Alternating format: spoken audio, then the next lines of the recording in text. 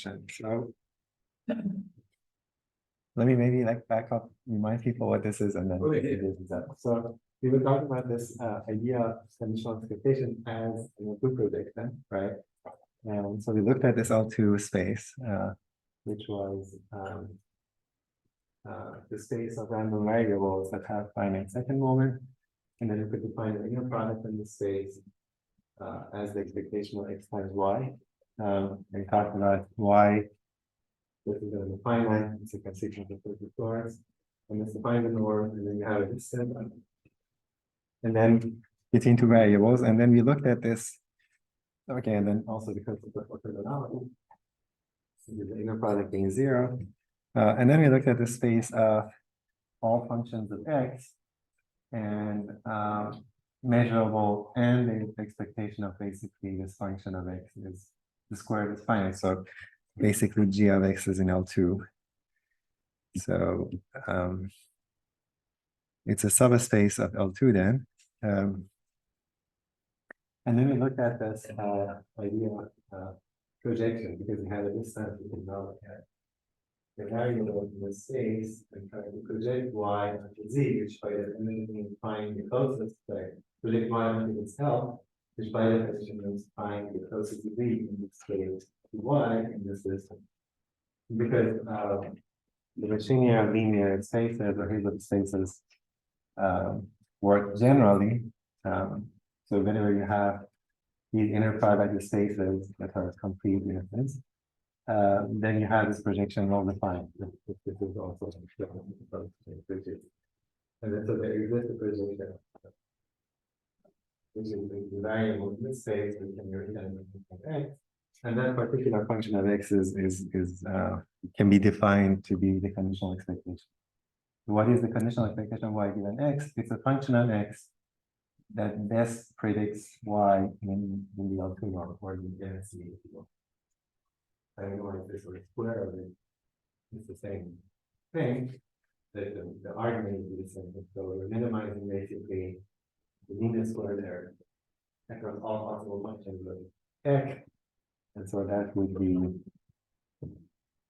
something like this. Okay, so now what would be, okay, go back to the question. So the question is that what is not in space? Okay.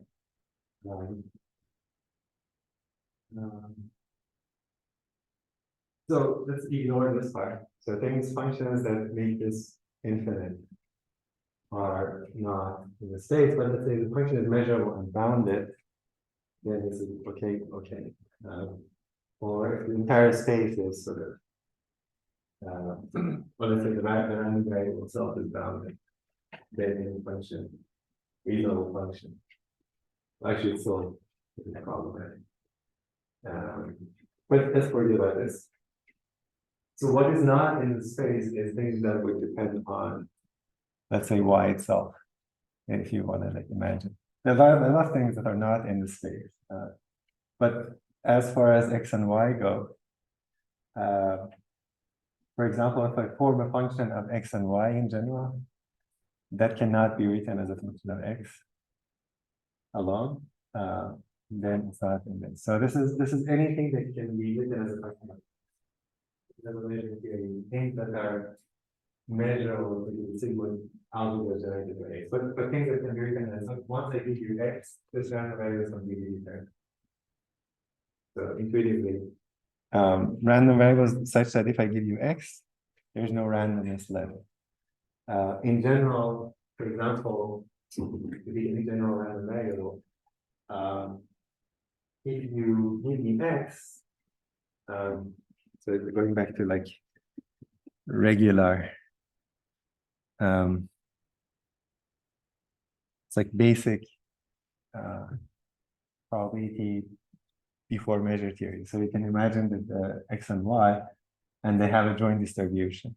Okay, so it's like Gaussian. For example, these are going to be the level sets of the distribution, and so if the joint distribution looks like this, then y cannot be written as a function of x perfectly. So let's say if I have, for example, x here, there's a wide range of possibilities for x. Okay, so conditional on x, the distribution of y given x is, it's like doesn't collapse to a point. Okay. Whereas if y sort of given x is completely, if you look at the joint distribution, it's completely supported on a graph, then when I have x like perfectly like identifies y. So things that look like this, like if you look at the joint distribution of y and x, and if it's like that, then y can be written as a function of x. Here, y cannot be written as a function of x. Does that make sense? So there's randomness left. So what we want to approximate the general y by something that looks like this. Okay, and in here you can imagine that intuitively that thing would be like just a line that passes through there like this. So that would be the conditional expectation. At every point, you take the average of the distribution. So that would be this line. So that would be g hat of x, which is expectation of y given x. So you just replace that distribution with this function.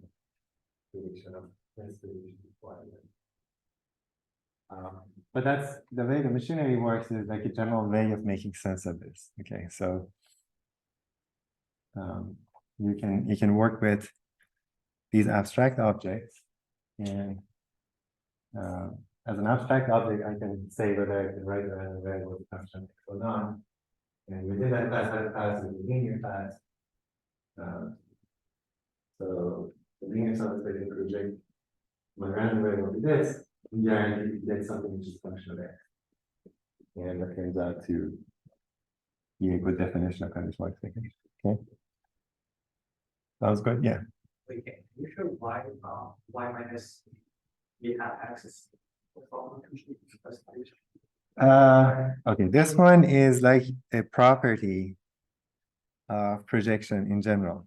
I'm not going to prove it, but intuitively, right? When you have like a Euclidean space, right? So you have a subspace and you have a vector here. You try to find a vector here, which is closest. The closest happens when this error is orthogonal, right? And if you've taken 100B, like 100C with me, you've seen this picture in the regression, like, or just any like linear algebra course, they talk about projection in the inner product space. The projection is defined as like a vector here is different to the original and then like minimized with all possibilities. So if I take something like that, that would be the difference. If I take another one, this would be the difference. So intuitively, you vary until you hit a point where this error is orthogonal to this entire subspace. That's the closest point. The closest point is this. Yeah, but we're asking, is we define inner product? No, but yeah, There's no way. Does that mean expectation of y minus right. G hat x times G hat x? Times any gx equal to 0. So yeah, so we define the inner product like this, and we define the subspace like that. But if you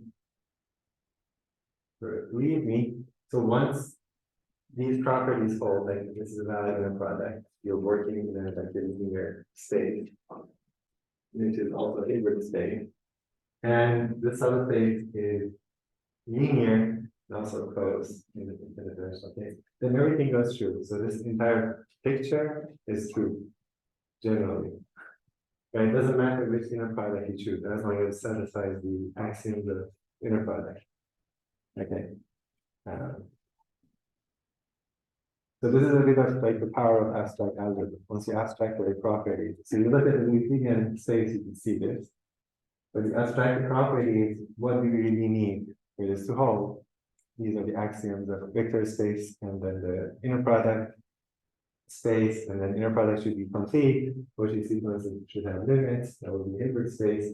And for it to have like a solution, you need the space to be closed. In the sense of analysis, which is true. So if you take a sequence in the space and it has a limit, the limit has to be in that space as well. We don't worry about that part.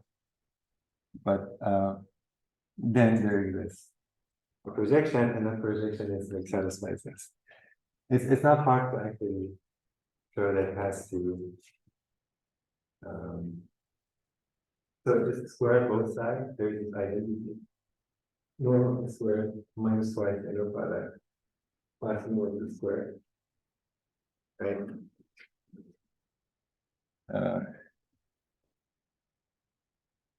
The backward is a little bit more difficult.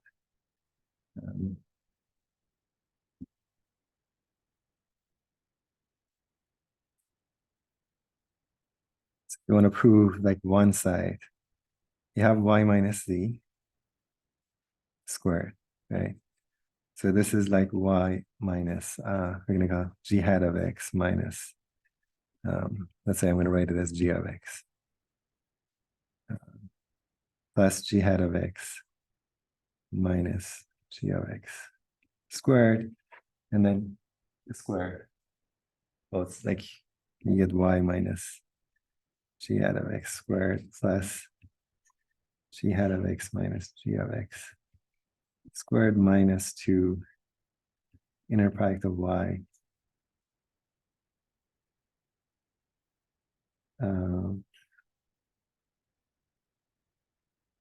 Something like that. Or plus.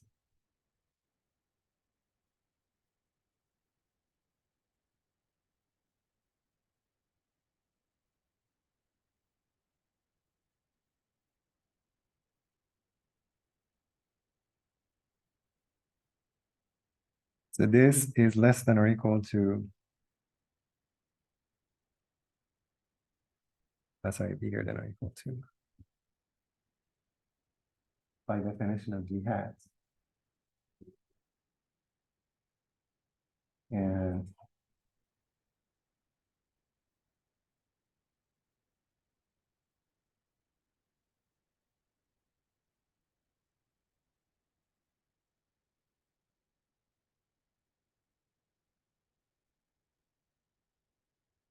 can we prove that?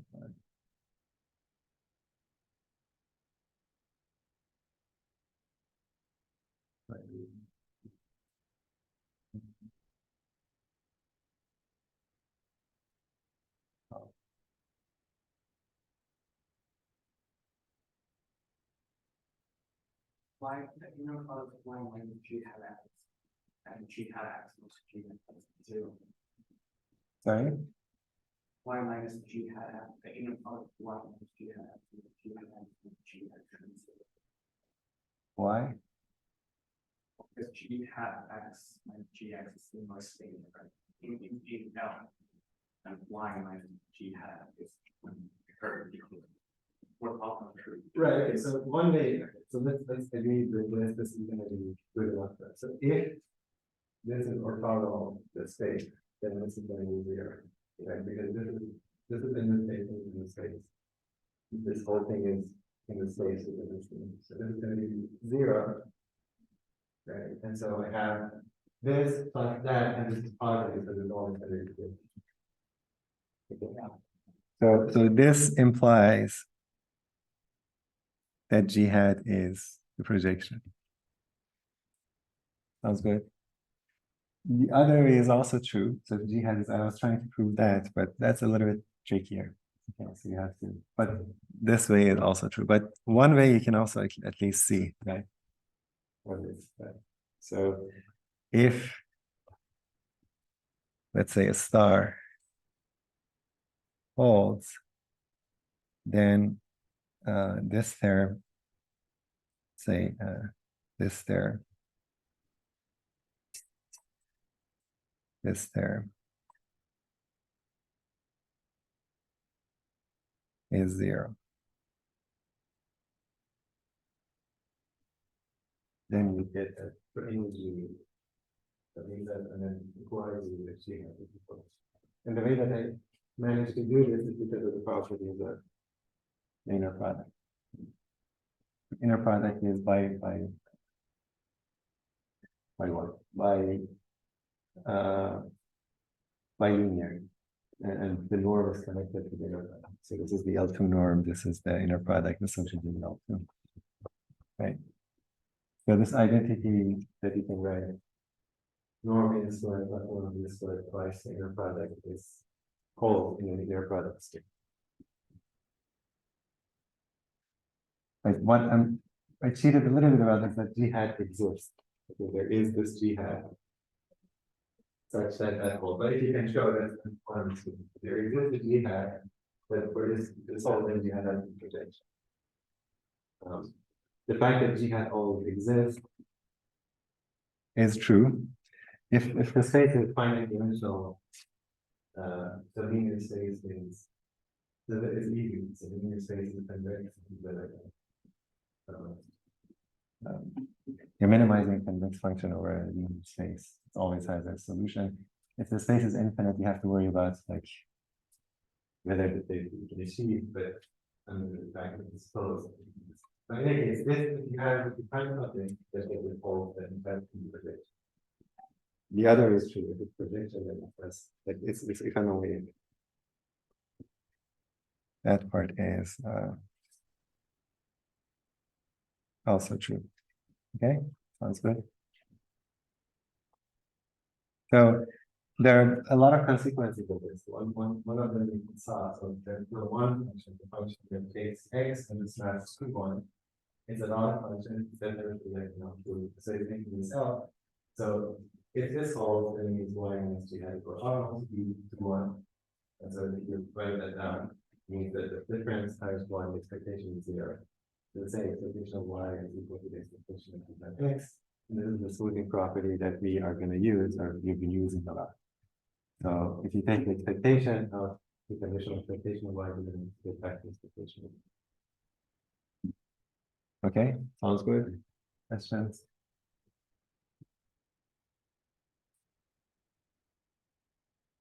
Comments?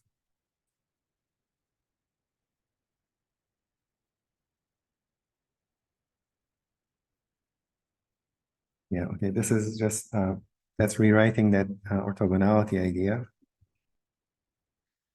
It's just saying y is orthogonal, y minus g hat is orthogonal to gx for all g. And let's say gx in L, that subspace. And so if you write this, that would be that. You plug in 1, you get the smoothing property. Okay. So to summarize, the take-home message is first, you can view conditional expectation as a projection. In particular, this is the take-home message. This is the best prediction of y given x in the MSE. Best means minimizes the MSE among all functions of x. Okay, that's exactly the projection idea.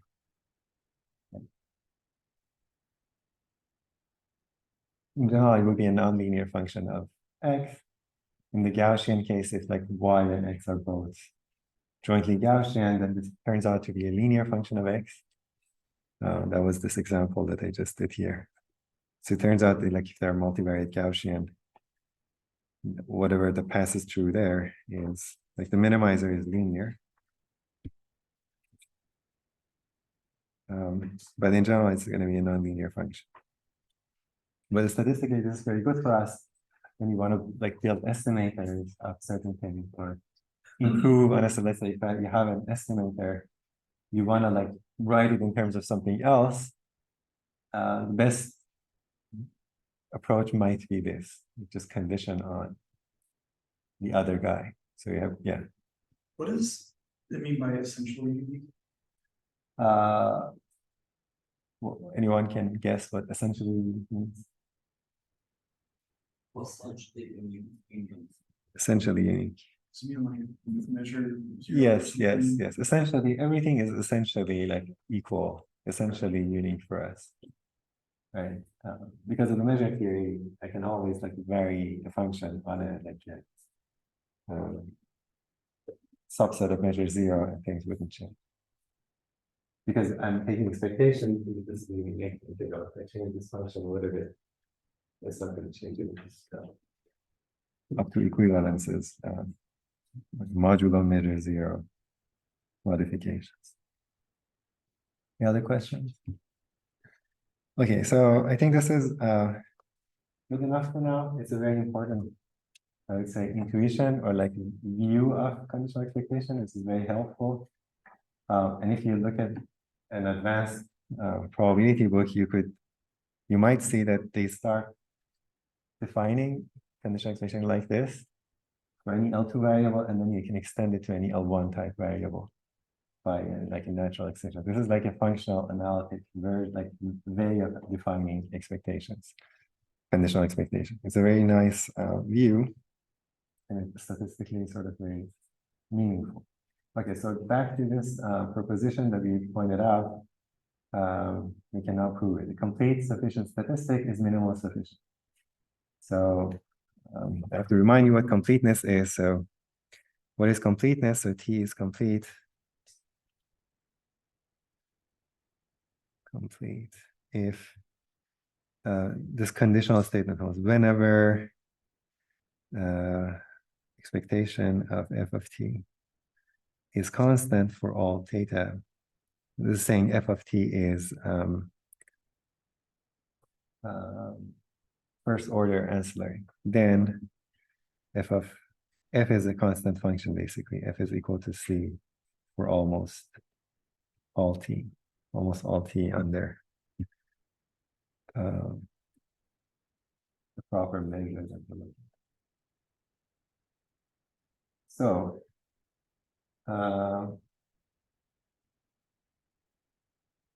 so a complete sufficient statistic is minimal sufficient.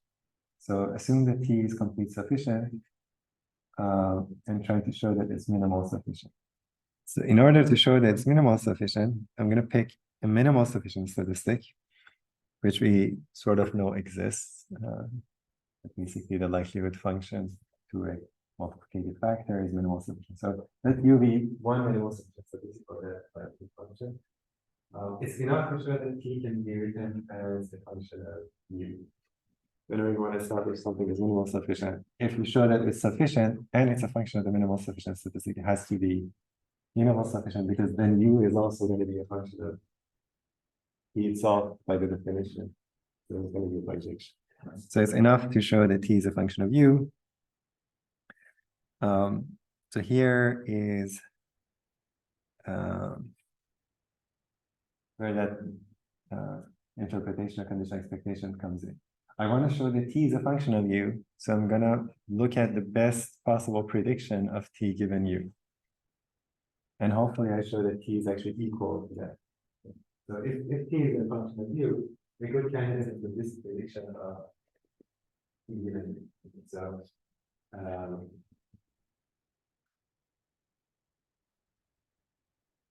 in order to do that, first we notice that U can itself be written as a function of T. Okay. And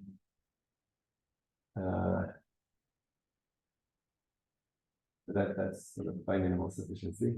Let's have that there. I think that we can have there. So this is true because U is minimal sufficient and T is sufficient. So T is sufficient. So U can be written as a function. So let's have that there.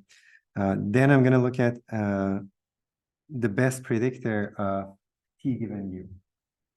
Now this is going to be a function of U, right? And it's well defined by the sufficiency. So for any theta, this is going to give me a function of U. So potentially I have to put a theta here because the conditional expectations are taken under potentially different parameters. So you have different probability models. So each one has a conditional expectation operator. So I think the conditional expectation I did extend a view. The point is I can apply the theta here. So this is not going to depend on theta. The idea is that this is true because of sufficiency. So why the negative conditional expectation this conditional expectation is independent of theta. U is sufficient. U is sufficient. Yeah. So maybe like elaborate a little bit more why that's enough. So this is really expectation of T of X conditional on U. So you're not going back to the like usual interpretation. So everything can be defined in terms of what I mentioned. But going back to the basic problem, this expectation would be the interpretation of the conditional distribution of this given U, which is dependent on the conditional distribution of X given U. So this expectation becomes computed by integrating T of X given the conditional distribution of X given U. That's still valid even if you have that geometric interpretation. And the conditional distribution of X given U does not depend on theta. So conditional distribution of X given U does not depend on theta. This is because definition of sufficiency. Okay, so this conditional implication turns out to be inverted is function B. So that's my best bet for basically showing that T is actually a function of U. So here, if T was not a function of U, this is the best approximation of the function of U. Now I'm going to show that this actually has to be equal to T.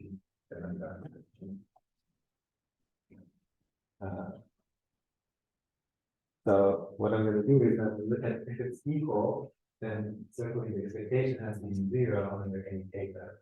You don't know yet what I'm going to get the expectation. And it turns out that the expectation is actually 0. So why is the expectation 0? Why didn't it achieve it? So what? They're not the same, so we want to show that they're the same. At this point, I don't know if they're the same. At this point, it's just this is a random variable. I'm looking at the potential implication. This is the power property, or this smoothing property. This property.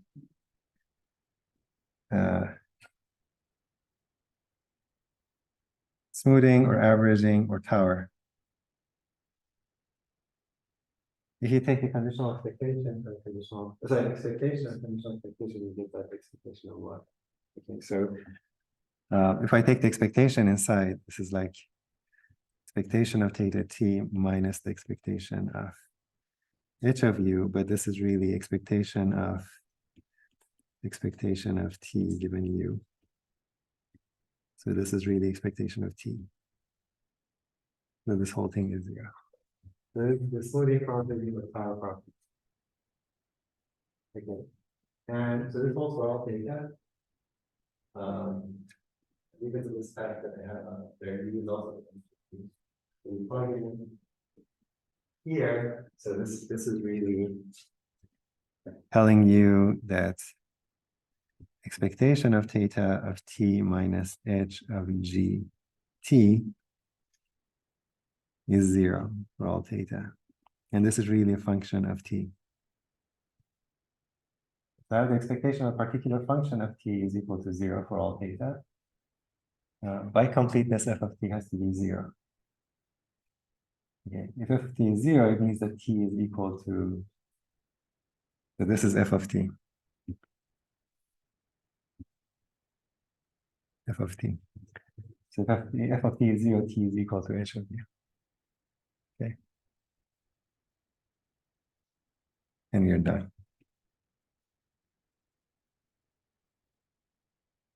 There's a few lines.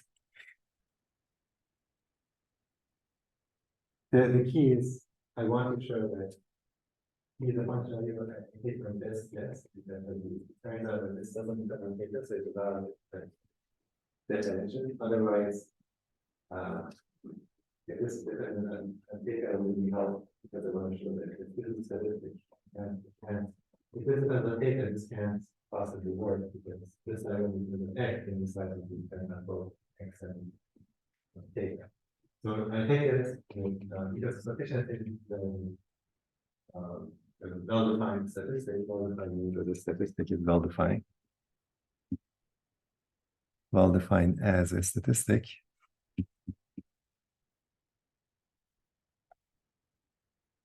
I.e. does not depend on theta.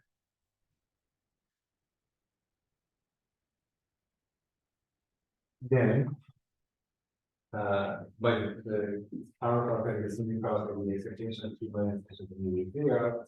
But then you to the function of T, this whole entire thing is a function of T. Have an expectation of something is a function of T 0. For all theta, and T has that function is to be 0 by completeness. Which would give you this. So T can Can be written as a function of U, and that's enough to sounds good. Okay, how do we know oh, because Because f of t is 0. Yeah, that's because he is he is complete.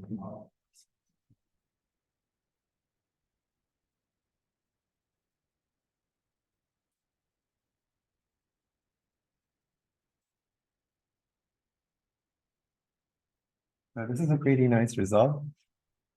Tells you complete sufficient statistics are better or like stronger concept. Complete sufficiency, complete and sufficient is a stronger probability than minimal. Question? Yes. how do we use This step. So I have this. I want to conclude that this is 0. So this thing is a function of t. Right? And I have something like that. So this holds for any theta. Then f of t has to be, so this is 0 the other side. So f of t has to be 0. F of t being 0 means t is equal to this. Right?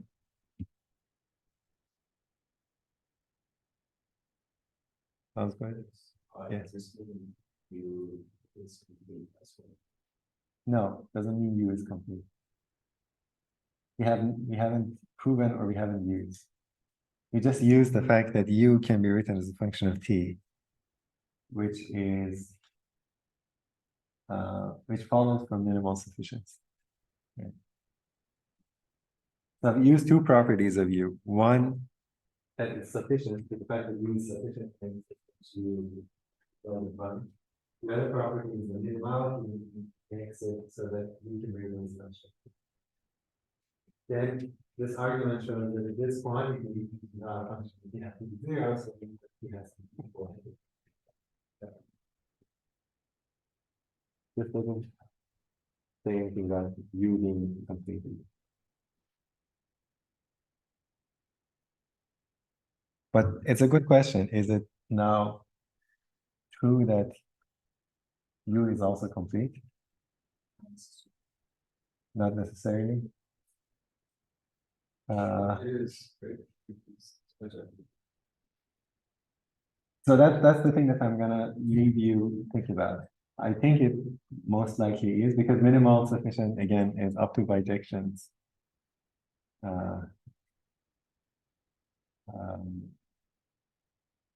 Like there is only one minimal sufficient statistic up to bijections. And if that turns out there is a complete sufficient statistic, it's in bijection to minimal sufficient statistics. So there is really one statistic at the bottom, which is complete. How to prove this? I haven't thought about it, but you can try to prove. Yeah. There's examples online where there's certain minimal sufficient statistics that are not. Sure. But this is saying Oh, in this I can find a complete sufficient statistic. So you actually gave an example like the one you mentioned.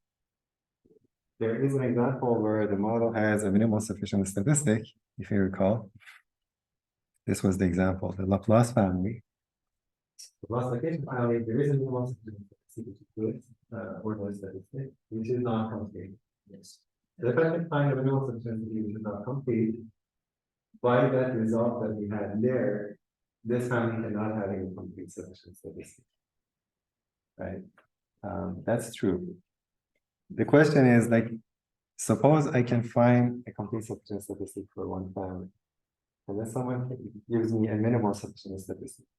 Then can I say that that minimal sufficient statistic is also complete? Okay, so there are two different potentially statistics, right? I know one which is complete sufficient. I also know that this one is minimal sufficient in the same family. Can I say this one is also complete?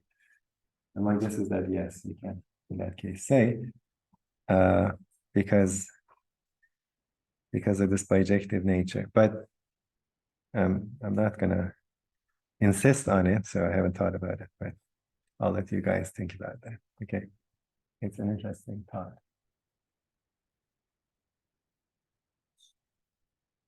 Right. Yeah, these are tricky. So there is definitely a family that has a minimal sufficient statistic, but no complete sufficient statistic. So that's the Laplace family. This theorem just says that if there is something which is complete sufficient, then that should be minimal sufficient. Then a question is, for example, in this example, I have a complete sufficient statistic T, I have a minimal sufficient statistic U. Can I now also conclude that U has to be complete sufficient? Right? I'm thinking probably yes, but I'll leave it to you guys to think about it.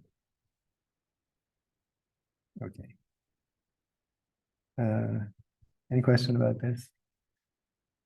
There is a similar, like, related result, which is called Basu's theorem. So this is saying that if T is complete sufficient and V is ancillary, then T and V are independent. It's a very strong result. So a complete sufficient statistic and an ancillary statistic are statistically independent.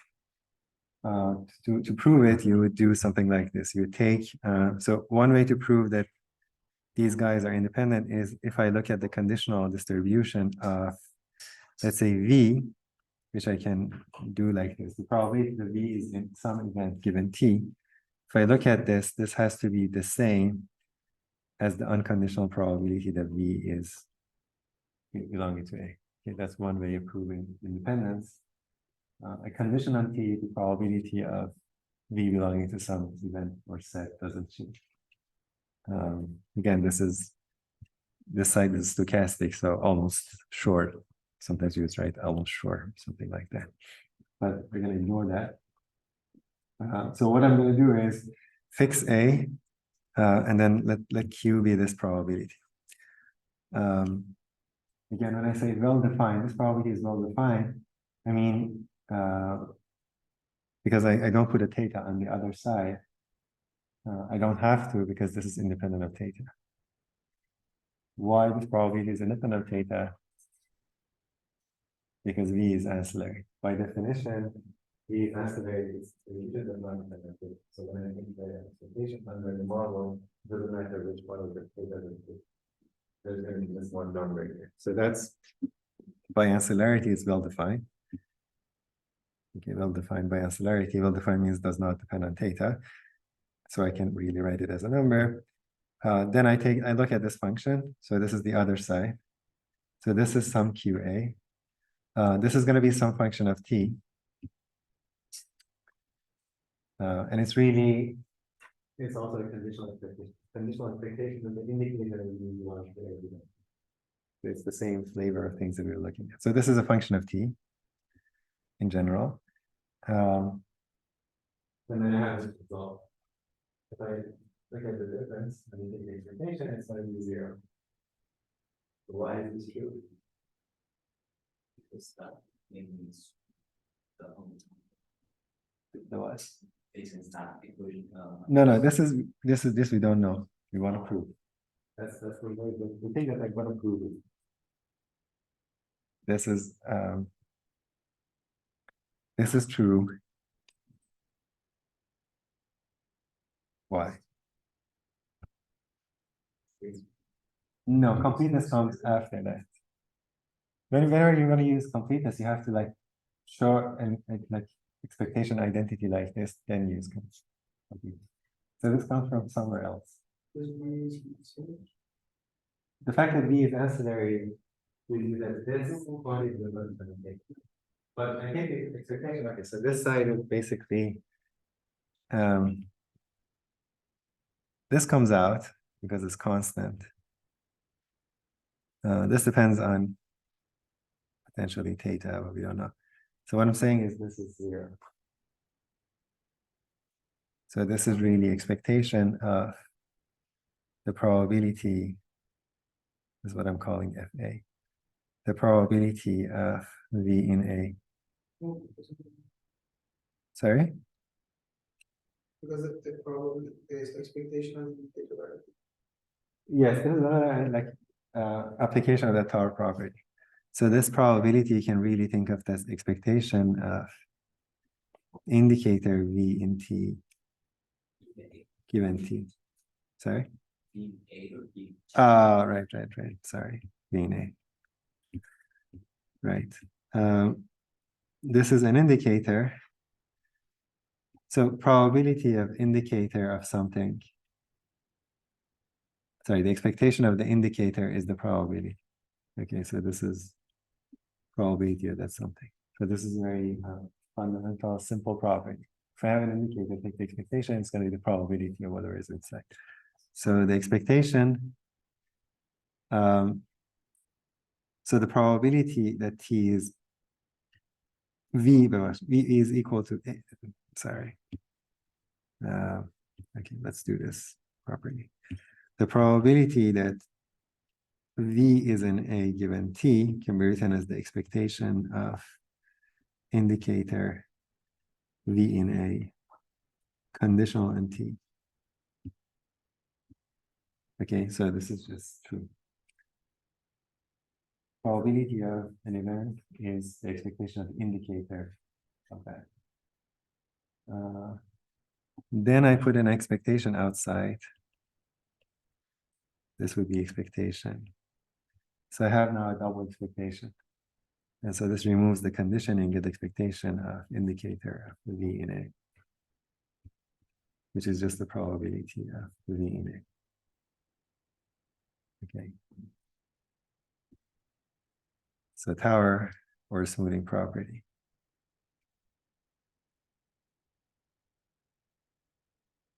So this is FA of T, and this is Q of A. So what I've shown is the expectation of FA of T is equal to Q of A. I can move Q of A inside. And so you have this. So this holds for all theta. Now that holds for all theta, the inside is a function of T, and T is complete. So this has to be equal to 0 almost everywhere. And so this being equal to that is just exactly this identity we wanted to prove, which is equivalent to independence. Okay, so it's constantly followed by, so the condition use the power property to establish the necessary like identity for using complete to be able to apply completeness and apply the same exact procedure as we used here. So here's the conditional expectation. You use the power property, right? And then you use completeness. Here you use conditional expectation. You want to show that predict this, the best prediction is that you listen. So you have that, and then the rest follows.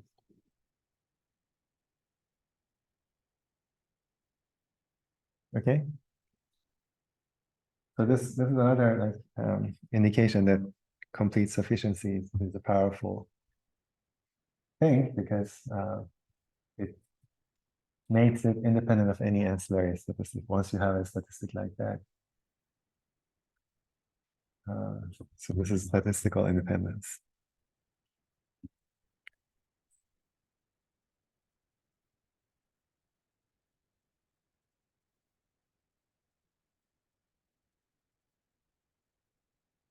Questions? So, How do you QA that? how do you know what? You mean this? Yeah, This one I just showed here. yeah, I mean the next step. Oh, the next step is by completeness. Because the inside of the so having some function of T whose expectation for all theta is 0. So this thing is first order and this thing has to be. It's this property of this property, right? You can just define it to be some function, right? It's like a different function, let's say g of t. Right, call it g of t. Depends on a as well. So expectation of this is 0 for all theta, hence GAT has to be 0. And for the first cube, Yeah, what do you mean by bullet?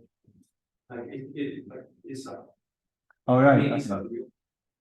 Actually, second bullet point I forgot to mention. The first bullet point is well defined. I mean, this side I should put a theta because it potentially depends on theta. I don't put a theta, but it's okay. Well defined means It's a really that's not given. That's not given. not. Yeah, the first one is not even a random variable. It's just a number, but it doesn't depend on theta because v is ancillary. The second one, I should potentially as well put a theta somewhere. Like this also depends potentially on theta because of this, but I can also not do that. Why? Because t is sufficient. So now we are conditioning on t. When I condition on t, The conditions are usually needed and T potentially could depend on data. Because you just know it's very like more than, but because this is sufficient, then this is a function of x, right? So D is a function of x, with the usual x, then T does not depend on data. But this says this whole thing is also independent of data. so there are a lot of like little things there that are used. So sufficiency of t is used in the second bullet point. Ancillarity of v is used in the first bullet point. The third bullet point is a like consequence of power property. And the fourth is a consequence of completeness of t. So we use everything. So ancillarity of v, sufficiency of t. This is a universal property of conditional application. The proof is sort of straightforward, but uses a lot of like implicit properties of these.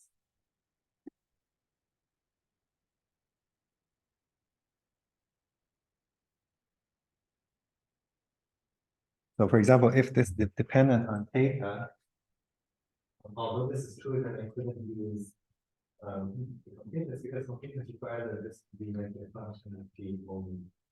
Not a function of t and data. If either of these dependent on data, then I couldn't use completeness. So this set is okay. But the fact that I can use completeness is because neither of them depend on data. so the inside is just a function of t.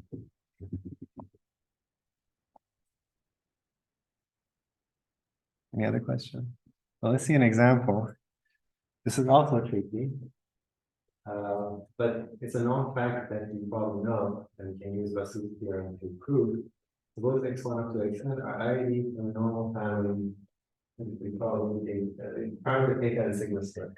Assuming theta is unknown, so this is our parameter. The sigma squared is known. Fix sigma squared.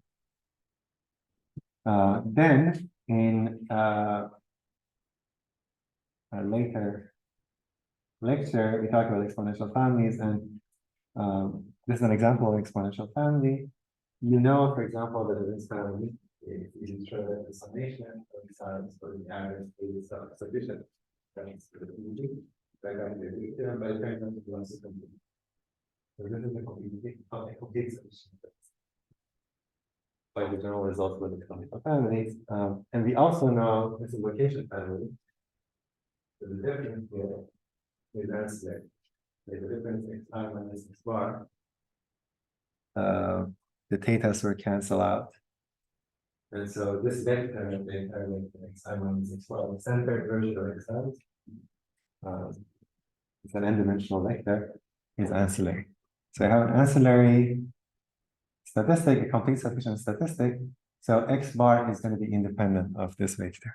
Okay, so x bar is independent of x1 minus x bar up to xn minus x bar. Once you know that, then x bar is going to be independent of any function of that as well. So that's how independence works. So x bar is going to be independent of any function of these guys. And a particular function is this squared of the sample variable. This is just a function of this. And so s squared. Another way of saying it is just x squared is antivariate, or you can think of independent of this and x bar is going to be independent of squared. Here I'm arguing that it's a square. Any function, once you have this ancillary function is the ancillary for this ancillary, then x bar is squared are independent. Another way is to say that x bar is independent of this. Once I have something which is independent of that, then it's going to be independent of function because it's independent of square. Anyway, we take any amount of x bar is independent of square. Okay. Yes. How do we show something necessary? Do we use reason? Generally you want to use reason, yes, but the way that you want to use reason depends like how. Like, what do you mean by? No, if we can show first order and we're like taking your expectation and x is 0, it's 0. Yes, okay. How can we show that this is necessary? So how do we show that this answer? So let's see if we want that. So this is location family. I did like the short proof. Right, let's see the slides. So there is a representation that you can write this in a format that explicitly takes data out. Oh, this xi is an almost is from normal. Right, normal data. And x bar is also normal with the mean data. That's okay. Yeah, so this is going to be normal data. Yeah, so we need to define the normal with mean 0. We haven't defined something without one. Okay, that works. So, but you have to be careful. So this is normal, this is normal. The difference between normal distribution is not the normal. But the joint normal, yes, the difference is normal. The joint normal. They can have two different normal distributions. But marginal things are marginally normal with joint distribution is that here. The difference is not exactly normal. But in this case, xi and x bar are jointly normal. Why are they jointly normal? Because they all depend on this vector, which is jointly normal. So this is a linear transformation. Because so this is the hard way of doing it, but it's worth doing. So the map that maps this to xi, x bar, this is a linear map. And these have multivariate normal series with joint normal series with their IMD and each marginal is normal. So this is jointly normal. This is a linear or affine transformation. And so this is going to be jointly normal. Once you have jointly normal, then you need linear combinations. So it's like linear transformation. And then another linear transformation is xi minus. This is also a linear transformation. So this is jointly normal. Transformation is going to be normal. Okay. Did you see joint normal? I mean, multivariate. So Yeah. This is here is going to be binormal. Binormal.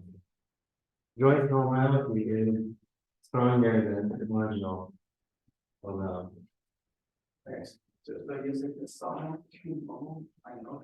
Yes, the sum of two normal random variables might not be normal because I have to show you a picture. When you say two normal random variables, I mean marginally normal. You have to tell me what the joint distribution is. There are many the pairs of random variables that can be marginally normal, but the joint distribution is not normal. You don't often see them because no one is like there are actually some people that work with those, but we have to look at them. So this is really interesting, but imagine like x1 and x1. Okay, so they're marginally normal, right? but their joint distribution is, it's actually normal, but it's like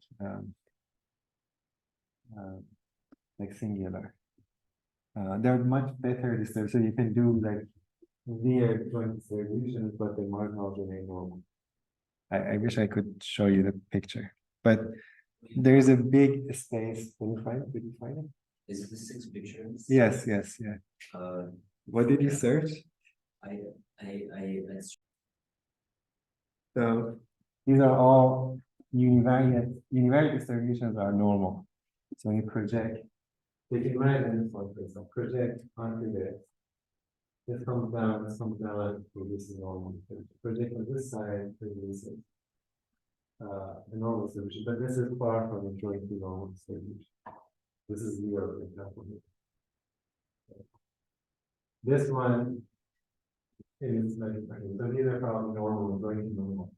But this is not jointly normal, the base spectrum. But the way that they constructed the project, marginally it would be normal, marginally it would be normal, but jointly wouldn't be normal. But if X1 and X2 are independent, if they're independent and marginally normal, then they're jointly normal. well, because your covariance is No, just independence specifies the full distribution. So marginal normal and independence specifies the full distribution. You get a product of two. And then the product is, so the joint distribution is normal if it's like e to the minus a quadratic in x. So it would be like, zoom right.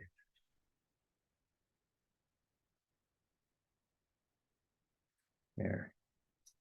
Oh, is it? So, I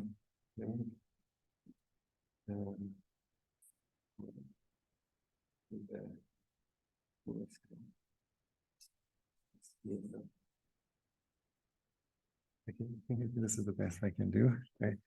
Yeah, so e to the something that looks like this is a quadratic, whatever you hear. So something that looks like e to the negative some quadratic, that's jointly normal.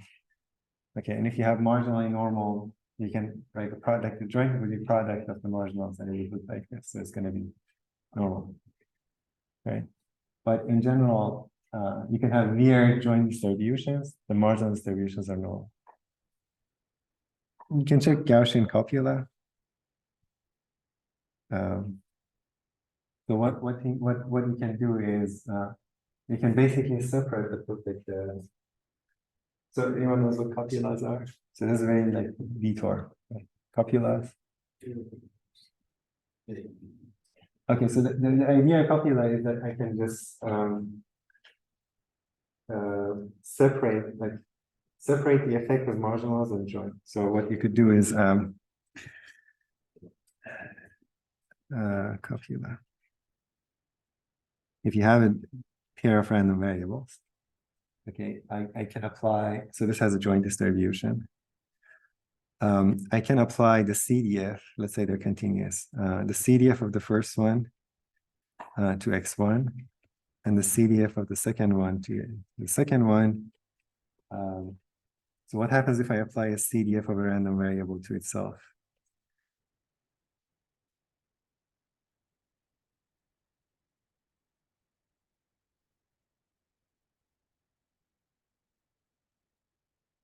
So we want to say, what is the distribution of this? So what is the probability that f1 of x1 is less than alpha? Uniform y? Yeah, so let's say things are continuous. So this f is monotone and has an inverse. So the probability of this would be probability of x is less than f minus 1 of alpha. So f minus 1 is also monotone. So apply f minus 1 on both sides. I get f minus 1 okay, this is something like this. F minus 1 is, so CDFs are monotone increasing. The inverse is also going to be monotone increasing. Inverse is called the quantile function. So that would be like f minus 1 of alpha. And so this would be x1. And the probability of this is by definition f1 of whatever is here. which is going to be alpha. And this holds for anything alpha is 0 to 1, and then you can figure out that the rest should be like 0 or so that can't be. This is between 0 and 1. So alpha is less than 0, this is 0. Alpha is bigger than 1 is 1. So it's just the distribution is just the CDF is like this, so this thing has uniform distribution. Okay, so if this is marginally uniform, this is going to be marginally uniform, but the joint will have some distribution. Okay, Which is derived from this. So when I do the transformation, that's probably zero transform. So you follow the marginal figure that is applied from this minus and this. They inside the joint distribution. This is called the copula associated with P. Okay, so copula, say associated with P. So this guy has, okay, so if you look at it, it's the joint distribution of the two uniform like random variable. And so you can like extract this information, then I can couple it with some other marginal. So I now have a copula, usually people write it as C. So this is a distribution of two uniform random variables. So marginals are uniform, but here it could be like complicated. Okay, so this could be like, I don't know.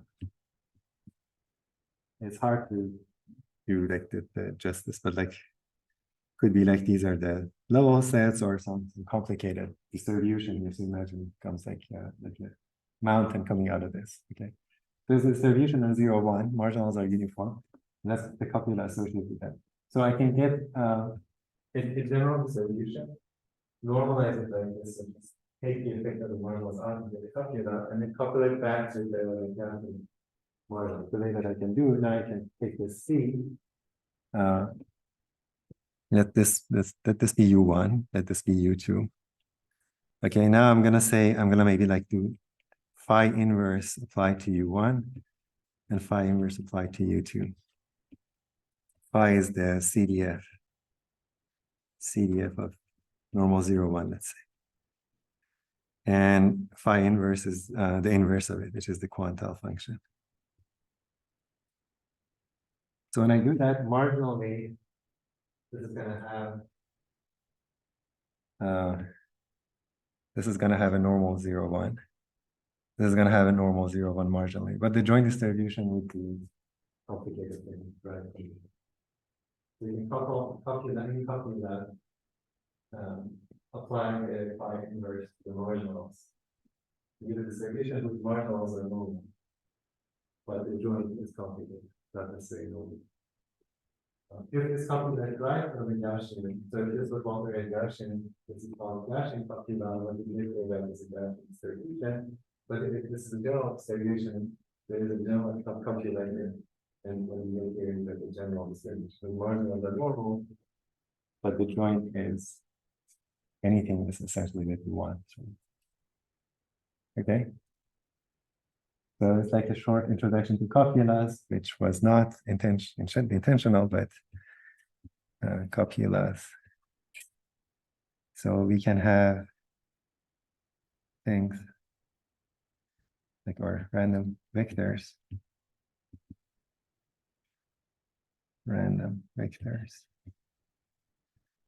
That are marginally normal, but not jointly so. But these transformations are non-linear transformations. I'm fine with non-linear transformation. If it was originally normal, any linear transformation will achieve the normal from the normal process. So joint normality does not get destroyed on your linear transformation. So if you want to properly argue here, you can't say this is normal, and the differences. But you can say, okay, these are jointly normal. Now this is a linear transformation. So this is a linear transformation and jointly normal vector. So this has to be normal. Once I'm normal, good, then I take the expectation, I take it fine. So the expectation of this is going to be 0. And the variance is not going to be with that, right? So the expectation of this is the expectation of xi. So this is jointly normal. So this is normal. So, okay. Jointly normal. Linear transformation.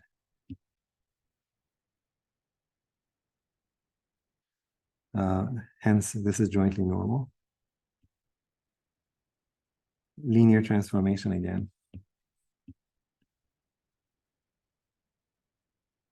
This is normal.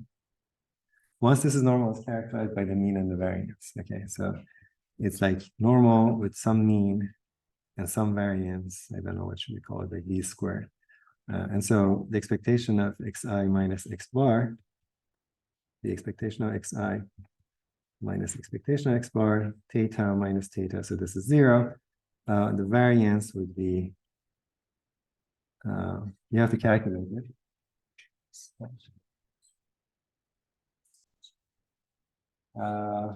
It's a little tricky because this has xi in it as well. So you have to go the coordinate. Right, but you can calculate it, it doesn't have anything to do with theta, I guarantee. So this is going to be 0.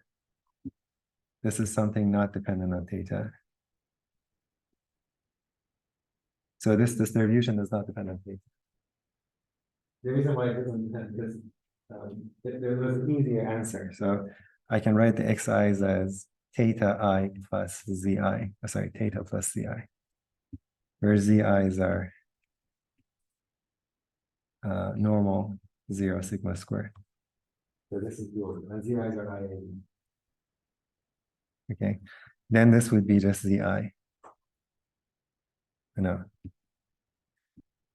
This would be zi minus z bar. Okay, and negative zi minus z bar. So this is going to be that. Good. Any other questions?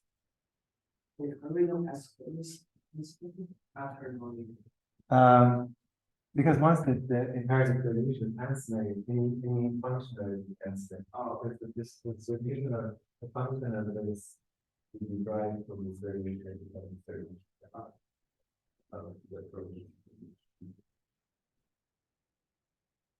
So this is an interesting result. There is a trickiness here with